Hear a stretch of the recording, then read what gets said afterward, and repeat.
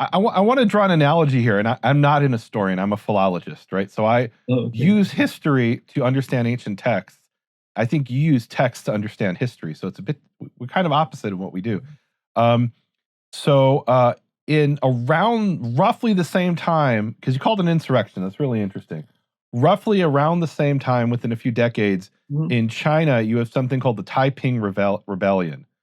And it's founded by this person who has a revelation, just like Joseph Smith, except in his revelation, he finds out he's the brother of Jesus.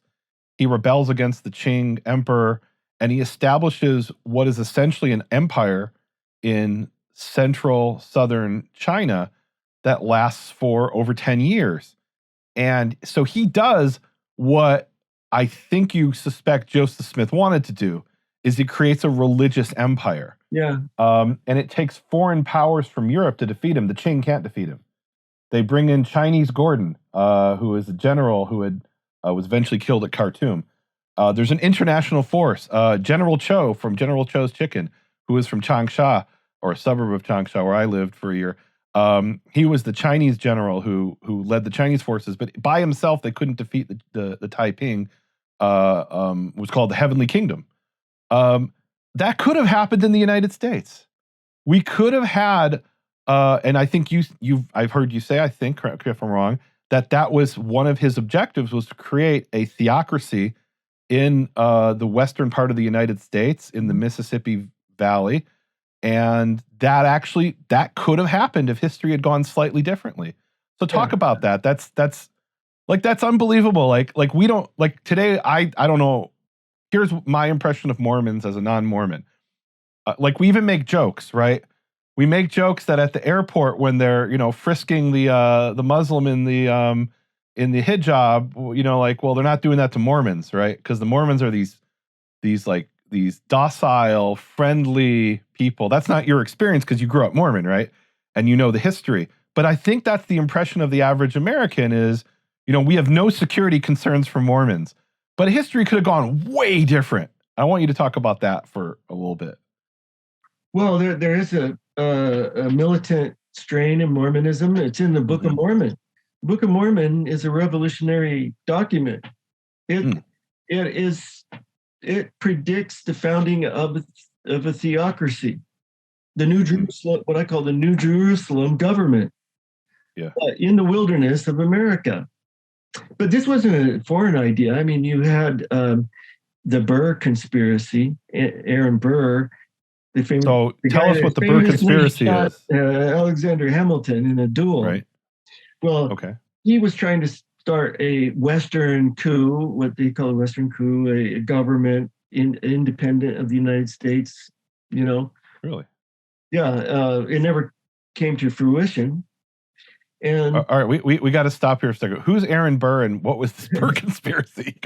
You can't just gloss over that. Okay, so this is around. He was running for president and failed at that attempt, but it's Jefferson's revolution of 1800. That Aaron Burr was trying to formulate a coup, in a Western empire in the uncharted territories of the United States, basically. And in the early days, it was believed that, or accused, Andrew Jackson was accused of conspiring with Aaron Burr, but really not so sure about that. But and at this point, Western means what? Across the Appalachian Mountains, or where's Western at this point? Yeah, okay. In Indian territory, past the Mississippi. Oh, okay. Across the Mississippi. Before the Indians were driven there. Okay. So this is before the Trail of Tears and but there's still Indians or Native Americans across the Mississippi, just not the tribes that later were expelled to there. Okay. So across it was a short-lived kind of adventure, you might call it, that totally failed. It didn't go anywhere. They used the Royal Arch cipher, it is said, to write messages dealing with this conspiracy to establish a government in America, United States territorial areas. But okay, so there's precedent for a rival government in the West. Oh, that's interesting. I didn't know about that. Okay. So Joseph Smith, though, according to the Book of Mormon and prophecies, these are prophecies that he was trying to fulfill, was going to establish a New Jerusalem government with Native Americans. That would be mostly their government with the aid of believing Gentiles and non Israelites, put it that way. So believing Gentiles is another Israelites. So believing Gentiles is another way of saying white Mormons. Is that okay? So all right. So I think this brings us back to a bigger question, which is, why did Joseph Smith write the Book of Mormon? That's why. A lot of people don't know that nowadays. They all see that as prophecy in the future.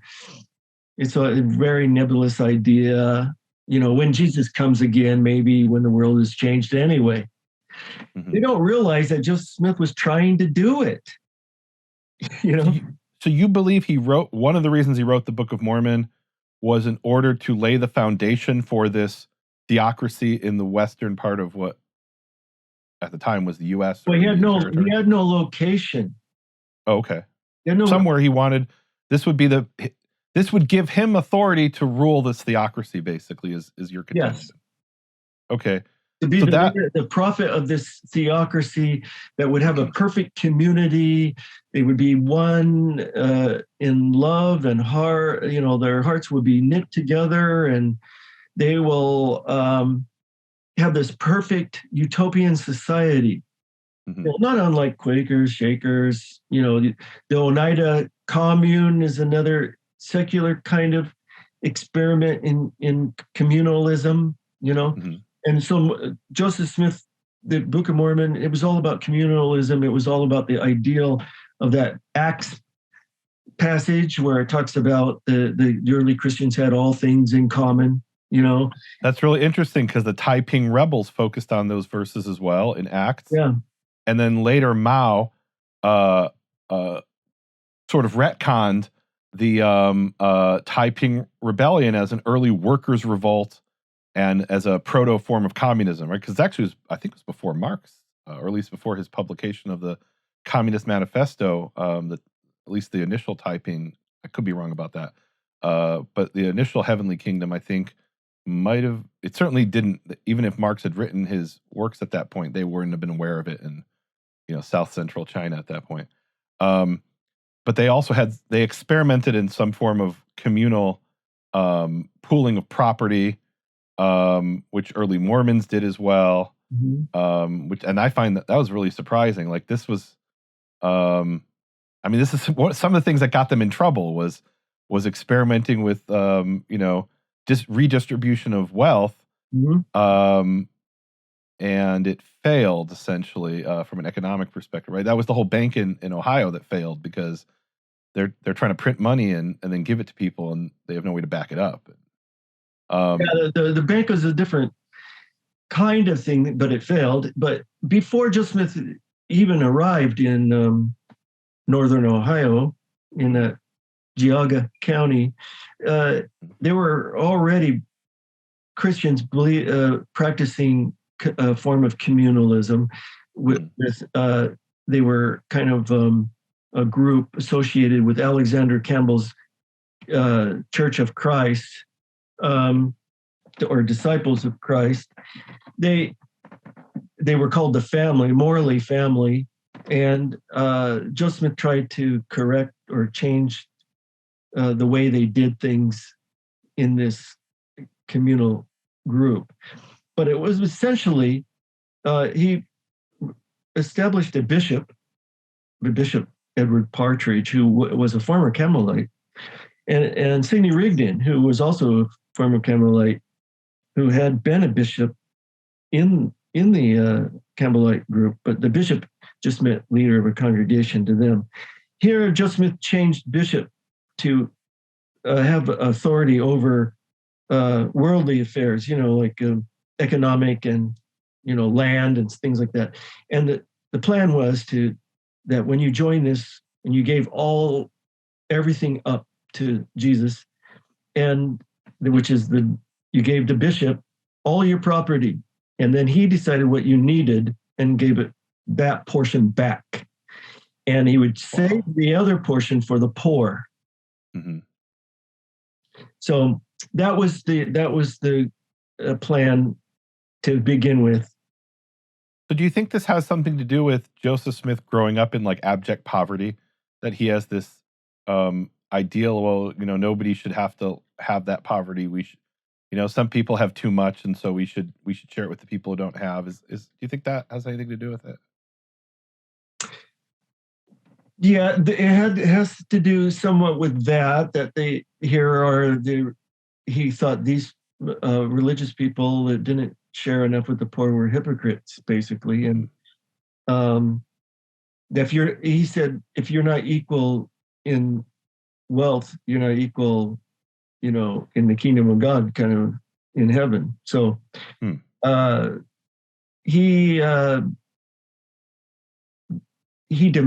a high demand religion from the start, giving up your all. And eventually it doesn't work, and they replace it with tithing, 10% of your. So you're saying the Mormons today are getting off easy with 10% compared to what it was in the early days? No, it's harder now. How so? It used in the beginning, the 10% was just of your increase of your interest for that year. Not on everything, of the interest. Okay. So it wasn't like a 10% of your gross income, Yeah, but in the Kirtland days, it was 100%, and then you get back what the bishop thinks you need. Well, yeah, it's a lesser law. It was the lesser law. Well, now, I don't know what that means. The lesser law. Lesser law meaning easier. It was the easier law. The tithing it was an Old Testament practice. For sure, right. And that was a lot easier than the law of consecration. The law of consecration was where you consecrate everything. Right. So compared to the Kirtland days, they're getting off easy is the point. Yeah.